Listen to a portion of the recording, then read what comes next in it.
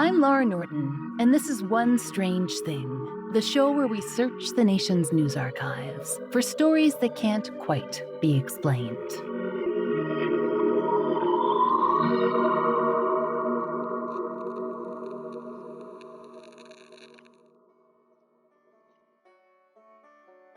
Do you remember learning how to whistle? Despite actress Lauren Bacall telling us to just put our lips together and blow, whistling is an art form, and perhaps a dying one.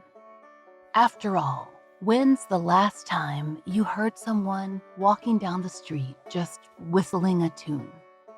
Somewhere along the way, the habit has become less common. Maybe it's because nowadays, we don't need to make our own music. We walk around with the gigantic audio libraries tucked in our pockets. And that's too bad, because a whistled song can certainly set the mood. It surely did down in Paradis, Louisiana in 1950. Throughout the autumn of that year, a whistler took center stage, and local and national press covered the harrowing experience of one Miss Jacqueline Cadow. Jacqueline, just 18 years old, was engaged to Mr. Herbert Balsam, age 26. Herbert was a Louisiana state trooper and probably quite the catch. After all, in 1950, there were fewer than 200 people living in the Cajun settlement of Paradis. It was not overflowing with eligible bachelors. How Jacqueline met Herbert remains a mystery, at least to us. In fact, we're introduced to them late in their courtship. Up until then, you see, they weren't particularly newsworthy. But in February of 1950, Jacqueline and Herbert were going steady. Though a proposal was on the horizon, nothing was yet set in stone. They lived a happy, ordinary, quiet life. Newspapers would later describe Jacqueline as comely and pretty. Definitely a prerequisite for this kind of story. We can assume that she was used to a certain level of appreciation for her good looks. But even so, Jacqueline was startled when, one cool day in February, a long, slow wolf whistle pierced the air. We don't know if Jacqueline was at home or in town, not that there was much town to be in. But we do know this.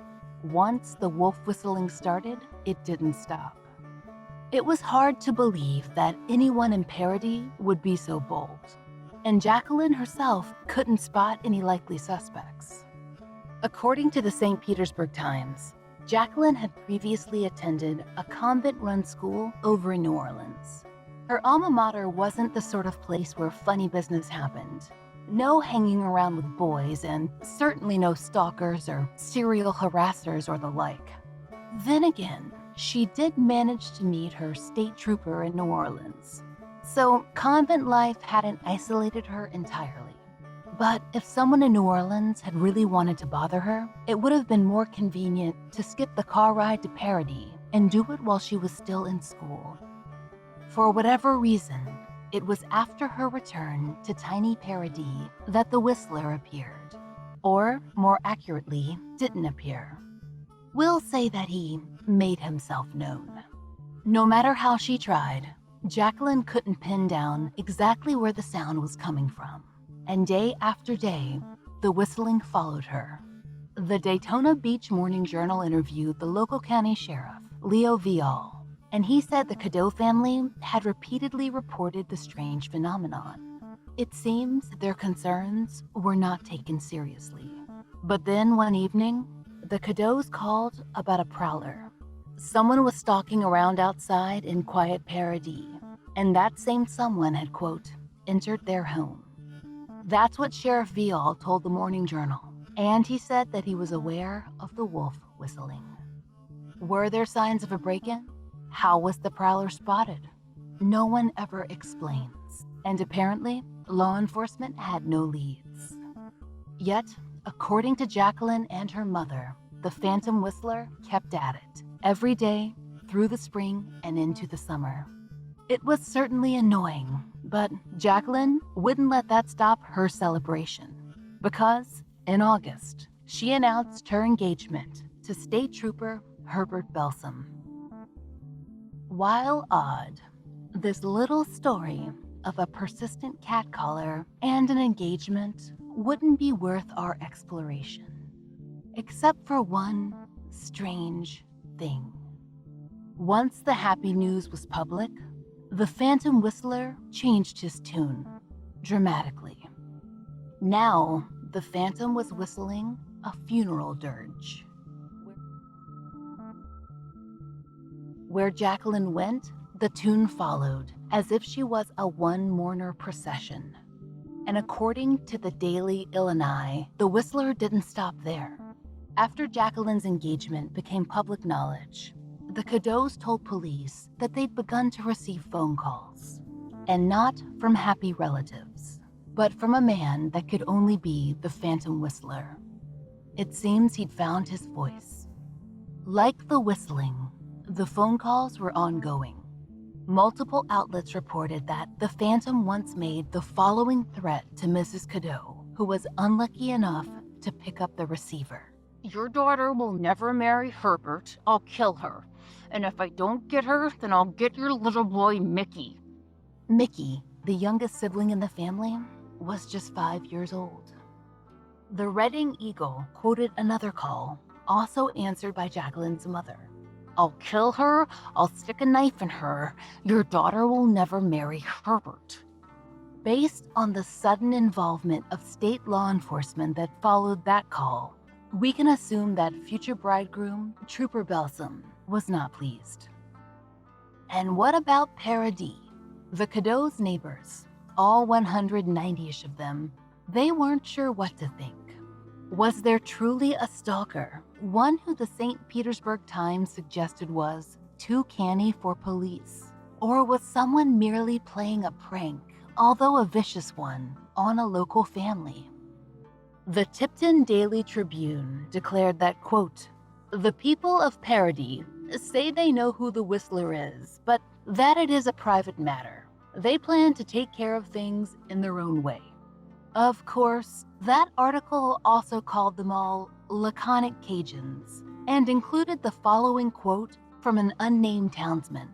Quote, "If I had a shot at him, I know he'd go soak his britches in a rain barrel."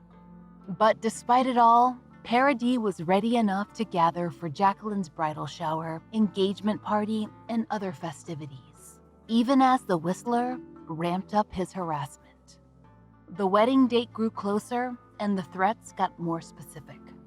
As Jacqueline's mother told the Daily Illini, the Phantom promised one evening, "Jacqueline is dying at 12 o'clock tonight." It was around that time that a police guard was set at the Cadow house, both to guard Jacqueline and to try and identify the Phantom Whistler. These patrols were even beefed up with state police. By this point, we can infer that fiancé Herbert Belsom was well and truly fed up. According to the Raleigh News and Observer, he decided to bring the whole Cadow family to New Orleans, where they could stay with his relatives. But even in New Orleans, Mrs. Cadow swore she heard the Phantom Whistler. Meanwhile, the police guarded their empty house and didn't hear a single tune. Perhaps the Phantom just wasn't willing to risk it. Or maybe Mrs. Cadow was right. Maybe he did follow them up to New Orleans. But when the Cadows finally snuck back into town to attend to some wedding business, per the News Observer, the Phantom was ready. This time, it was Jacqueline's father who first heard the noise. He dashed into the yard and determined the Whistler must be behind a nearby oak tree. But after a search, he found nothing.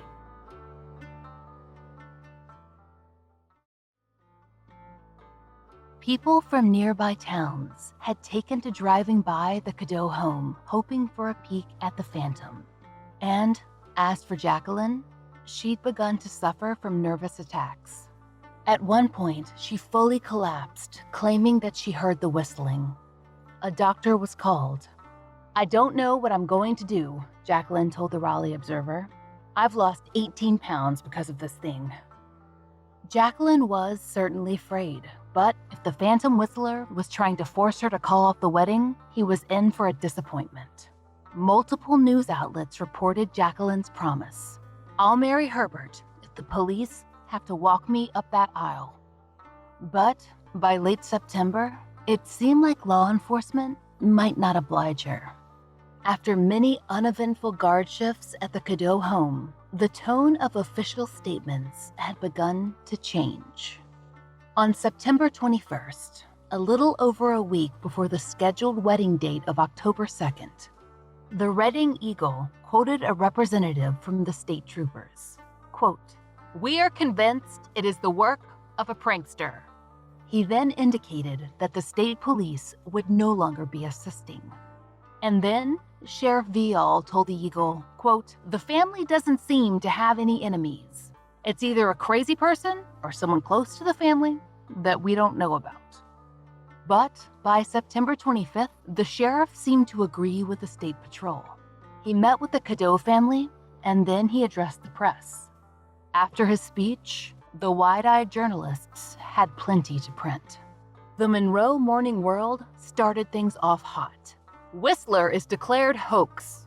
Quote, "The whistled funeral dirges and telephone threats of death were exploded as a myth tonight by Sheriff Leon Viall." And more than that, he decided it was, to quote the World, an inside job. According to the paper, he would not elaborate. But he did say that he thought that the prowler and the wolf whistling, the events that occurred before the engagement, were not connected to the current situation. He deemed those early acts as, quote, "the work of a prankster." It seems that he had two separate suspects in mind. In an interview with the Daytona Beach Morning Journal, Mrs. Cadow expressed her displeasure at the sheriff's thinly veiled accusation. She insisted that the phantom whistler wasn't any kind of hoax. Her entire family had heard the noise for weeks and weeks. She said, "If it was an inside job, I don't know how it could be or why anyone would do it." And she added that no whistling had been heard over the last few days. Then Deputy Sheriff Edward Prejean decided to get in on the action. He told the Logan Daily News that the investigation was over. They had identified the whistler. He promised that name would be revealed by the police and that it, quote, "would be pretty embarrassing. I wish I could say more right now, but I can't." That announcement that Deputy Sheriff Prejean promised, it never came. There was no Scooby-Doo style unmasking of a villain. A whistler who would have gotten away with it, well, you know the rest. Sheriff Viall, he assured the press that they had solved the case. They just didn't want to embarrass those involved. As the Journey Herald put it, quote, "He refused to disclose the final chapter of the mystery." Instead, Jacqueline married Herbert Belsom on October 1st, 1950, in a little Catholic chapel over in Taft, Louisiana. There was no dramatic interruption, and there was no whistling. There was nothing to entertain all those people who had shown up hoping for a look at the phantom. But you know what? That was all right, at least as far as the Belsom Cadow clan was concerned. Per the Lincoln Star, the presumably happy couple headed off to New Orleans right after the reception. There, they caught a flight to Florida, where they spent their honeymoon. After that day, there were no more updates. We can only hope that the phantom whistler's work, whatever it actually was, had finished. Maybe he just wanted to attract a little attention for Jacqueline Cadow from tiny Paradis before her wedding. Maybe he was a manifestation of her or her mother's cold feet. Or maybe, just maybe, he'd found a new target in a new town, unsuspecting and in need of some ambiance. Maybe he repeated that pattern for years, and then we began to drown out those haunting sounds, first with boomboxes and Walkmans, and now with our phones. So maybe the ghost whistler just gave up. Maybe he felt that he was wasting his breath.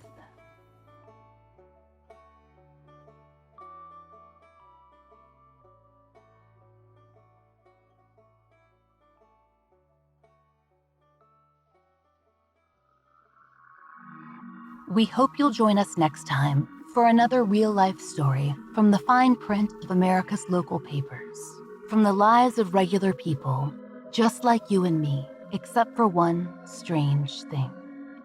Oh, and strangers. One Strange Thing is an entirely independent production.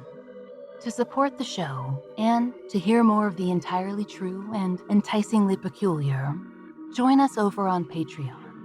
There, you'll get ad-free early releases of our regular episodes, plus a full-length bonus episode every month and plenty of other fun content. We hope you'll check it out. Now, please stay tuned a moment to hear a promo from one of our favorite shows. We hope you'll give them a listen.